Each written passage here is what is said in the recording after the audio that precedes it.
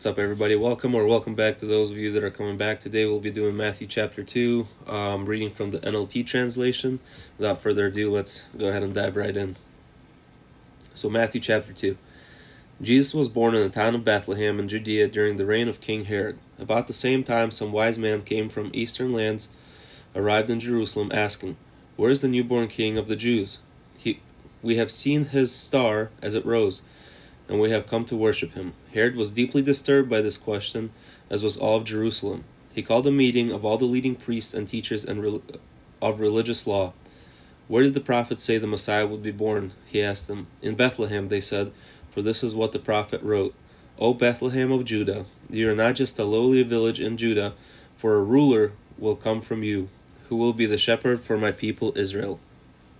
And then Herod sent a private message to the wise men, asking them to come see him.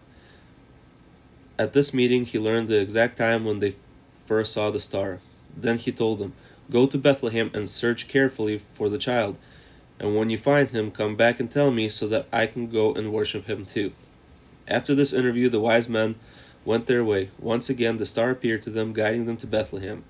It went ahead of them and stopped over the place where the child was. When they saw the star, they were filled with joy. They entered the house where the child and his mother, Mary, were, and they fell down before him and worshipped him. Then they opened their treasure chest and gave him gifts of gold, frankincense, and myrrh. But when it was time to leave, they went home another way, because God had warned them in a dream not to return to Herod. After the wise men were gone, an angel of the Lord appeared to Joseph in a dream. "Get up and flee to Egypt with the child and his mother," the angel said. "Stay there until I tell you to return, because Herod is going to try and kill the child."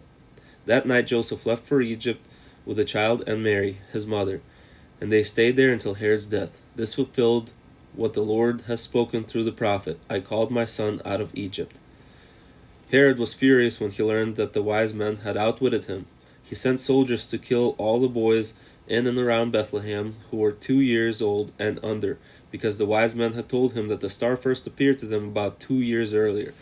Herod's brutal actions fulfilled the prophecy of Jeremiah.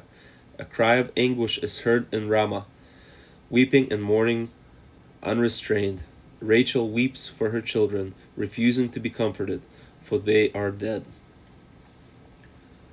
When Herod died, an angel of the Lord appeared in a dream to Joseph in Egypt and told him, "Get up and take the child and his mother back to the land of Israel, because those who were trying to kill the child are dead."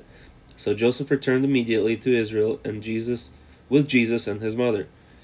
But when he learned that the new ruler of Herod was Herod's son, Archelaus, sorry if I mispronounced his name, Archelaus, he was afraid. Then in another dream he was warned to go to Galilee. So they went and lived in a town called Nazareth. This filled what was spoken by the prophets concerning the Messiah. He will be called the Nazarene. Alright, so that's the conclusion for chapter 2. I mentioned earlier that as I'm going to be reading through this, I'll stop by and kind of try to explain some of the things. So if I don't, in my opinion, it's probably because the chapter is just very straightforward. But again, some people might not see it that way, so if you do have any questions, please let me know, and I'll try to answer them either to you directly or I'll make another video. Anyways, I'll see you guys on chapter 3. Have a blessed day.